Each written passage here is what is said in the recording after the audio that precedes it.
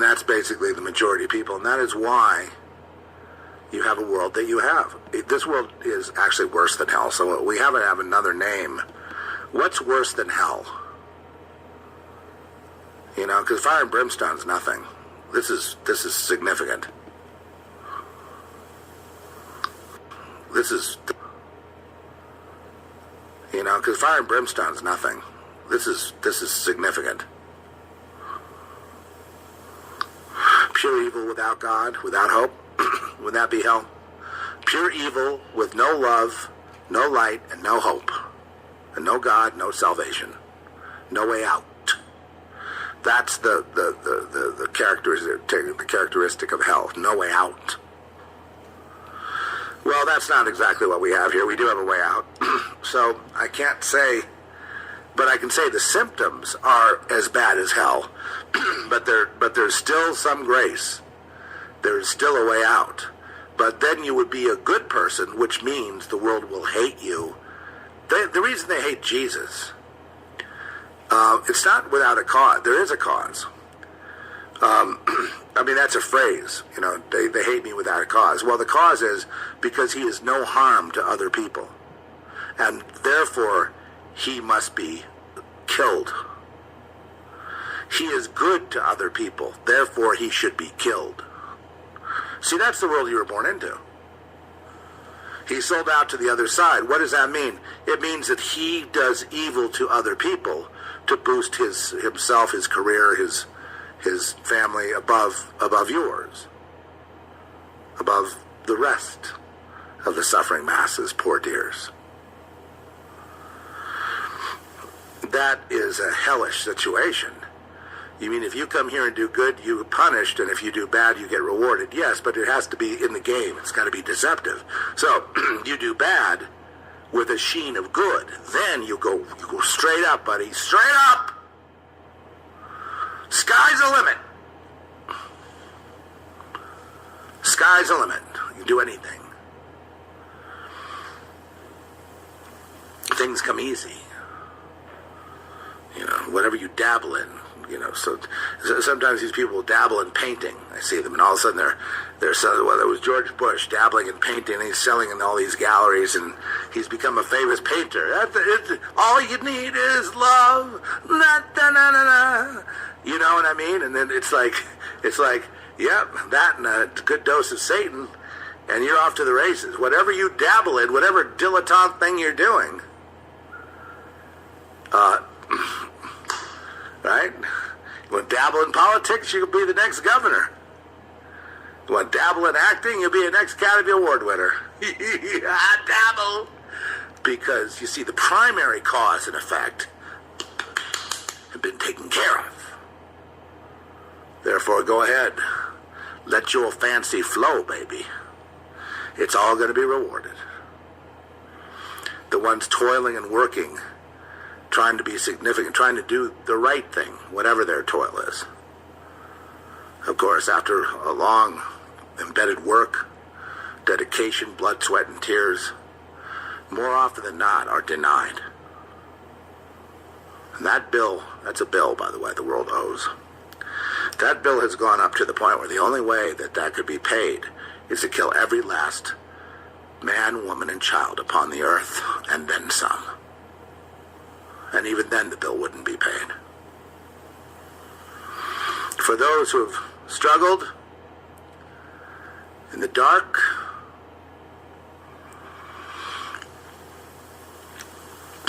you know, we do a show like this. So what's the purpose if there's no commercial purpose? The purpose is to survive. I do the show to survive.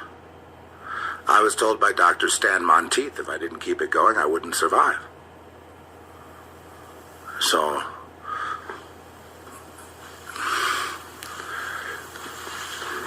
why is that? Because, well, I just don't want to test that theory. He told me about several people that he knew that had written a book, they'd had a website, they'd had a talk show, and they just didn't want any part of it anymore. They just wanted to kind of like, you know, enough is enough. They want to go back to a normal world.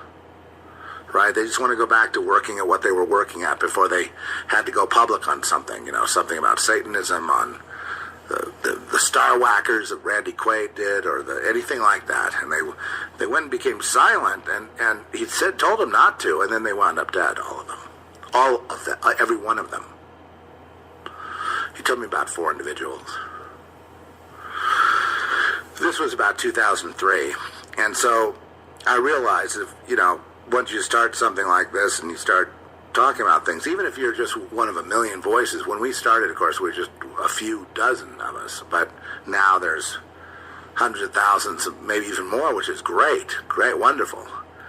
So my message to all of you is keep going, I guess, But why would I not? It's fun to talk here. It's fun to talk to you guys. It's just that we're on a journey. You're not about to... See, here's the problem. You join the world system, and what happens is you don't have a life. You just drift off into death. You do something, some meaningless activity, and it seems like it's all like a simulation. It's like it's not really you, and you don't really deserve it, and but anyway, and then you just go off the cliff in the end. It's you become almost like a dead person on day one, and then you sort of play it out. And the people of the world that have, are here, contending for the faith and are trying to be good people, are trying to work out their sin, are trying to, they're doing the best they can. It's a series of fits and starts and, and knockdown and try to get back up. And a lot of people don't make it. They expire. They die because it's too hard. I don't think any of us would disparage those people that just couldn't make it. Life was too hard for them. The way it's set up here is too hard for most people. It's because of those few that enforce the system. But, they say, well, Satan influenced them. Yes, but, if they wanted to, they could give it up and we could have a free world, but they're not going to do that. It's going to take the return of Jesus Christ with a sword to cutting them down. That's what it's going to take. And I don't see that happening right away. So, we hope Trump would aid and abet us and drain the swamp. And, there's so many trolls out there. I had one I had to get rid of the other day. He was like calling Trump a Mossad agent and going on and on about he couldn't stop with the Jews. And so finally I just was, he was like celebrating the fact that the Jews some Jewish people got gunned down in a synagogue. I'm like, where's your humanity, man? Get out of here. What the hell's wrong with people? I'm like, does it, and meanwhile, this guy's benefited from all the economic activity and benefited. He'll take that, thank you very much. But when it comes down to, down to the whole thing, these are people that just complain and whine and moan and they don't do anything. They don't do anything. They just sit behind a keyboard and act tough. They sit behind a keyboard and act tough. Meanwhile, they don't vote, they don't participate, they don't do it. They're probably in their mother's basement, They're just sitting there behind the keyboard acting tough and being snarky because they feel that, no one can really come after them. No one's going to beat them up. A hell of a way to live, A hell of a way to live, a horrible way to live. I feel sorry for them, of course. But the problem is I had a beautiful world for a couple of minutes. A beautiful future. But because of the complainers and the whiners and the backstabbers and the people that are voting for the crumbs and the lockdown and the totalitarianism, because of the people that say we have to have totalitarianism, global socialism, and global squalor and pain, and then the elimination of humanity, we must have that. And all these people are voting for it tomorrow, and they must have it. They must have human degradation. And so that's it for me. I mean, I don't know if I'm going to really... My point was proven already, and so if it goes back to the way it was, and everyone goes, oh, I told you so, it was just a bubble in the first place, it was all fake. If they pull that one, I give up. I keep my eyes on the Lord, but I mean, I'm done with this whatever this human experiment, this BS is here on the earth. I'm done. People are too stupid are too actually, and too depraved and too self-destructive to do anything about it. I'd almost plead with the Lord, just go ahead and kill everybody, including me, and let's get it over with and get on with it. You know what I mean? This is already a joke. So that's kind of, I mean, when I'm watching them talk and I'm watching them vote, what the hell are they thinking? You know, I mean, just take Florida, for example. They're looking at a communist governor named Gillum over this guy that's a capitalist and a free market capitalist named Ron DeSantis, and who's, you know, who doesn't have any scandal, who's done a great job, and he tried to hold the Democrats accountable, but you can't do that. They're above the law. I told you that. They've always been above the law in my lifetime. Well, and certain Republicans too, but once you join the dark side, you become above the law. You know that. So that, you know what they're the party of, right? And don't worry, they got plenty of Republican traitor counterparts, and you know, Republicans are supposed to sit there with their thumbs up their ass going, really? I'm just going to follow the rules exactly, and have the Democrats walk all over them. That's been my life experience from day one. You know, it's like they make some issue out of it and say, oh, you're being so cool at the border, oh. And then they open it up and all these invaders and terrorists come in, they blow something up, and they blame it on the Republicans again. I mean, it's unbelievable. I'm so sick of the repeating pattern. But anyway, in Florida, you've got this guy Gillum, who's obviously a checkered past and a checkered situation in Tallahassee. And you got this great guy who wants to keep, you know, things going. Florida, the reason I mention it is because it's like California was before the Democrats ruined it. And you got this no state tax, for one thing. And you had property taxes pretty much in check. You've had income taxes. Like I said, there's no state tax, just the federal. You've got this burgeoning economy that is growing too fast there's not enough employees to fill the slots that are available. So a good situation in Florida. And what they want to do is put on, they said to have Medicare for all or some kind of thing like that, they have to have like a 38% sales tax. You know, a 10% state tax. And all this stuff that would just basically, you know, all these regulations and, you know, gun confiscation and, you know, free speech and, you know, all the whole commie agenda. And they're voting for it. And it's actually a close race. So I'm going to have to, you know, take Florida off at least.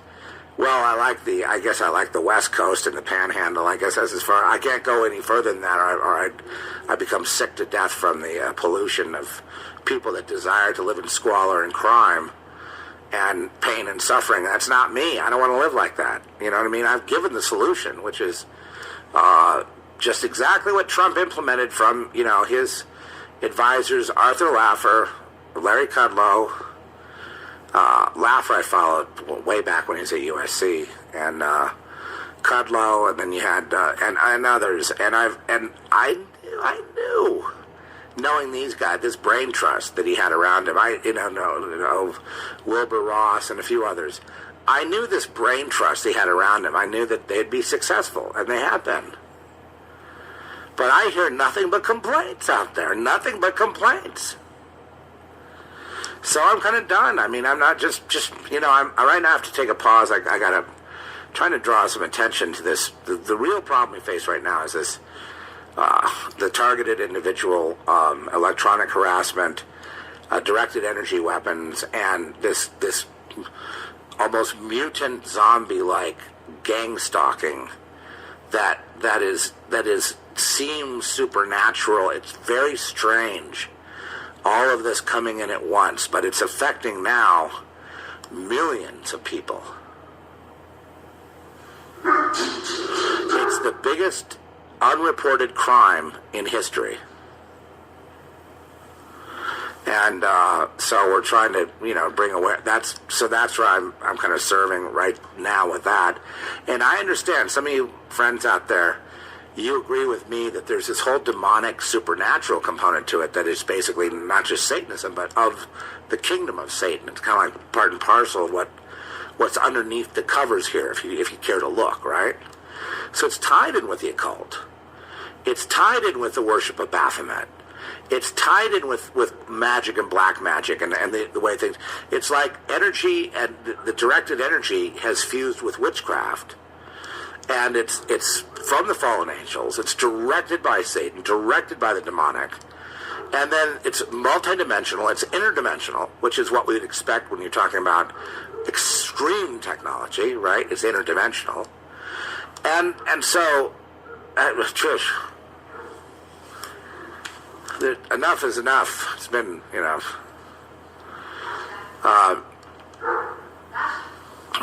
there's nothing out there just for hours.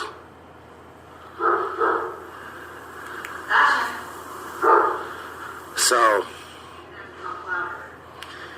I can't deal with this. This is the last time I'll be seeing you guys here anyway, because I'm going to have to rearrange everything because I'm getting busy with this project, and I'm trying to...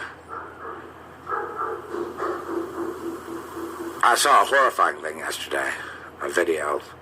Maybe it only had 125 views when I looked at it.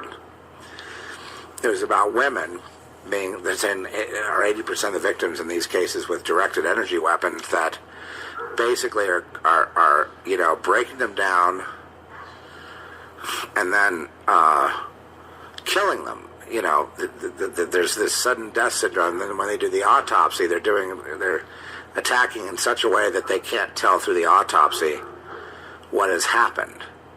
So the reason they're killing them is just pure sadism. Just because they can. Because they're getting off on doing it. It's the ultimate in bullying. Because they're safe behind there. Sometimes, as I'm aware, they can move into a neighborhood and put the electronic equipment in the basement, and then the antennas on the roof, and start in on the neighbors, right? And that's kind of like the premise of something I'm working on right now, where they're right next door. And on right now. And that's kind of like the premise of something I'm working on right now, where they're right next door. And they've got, and from any chance, or do you want me to stop?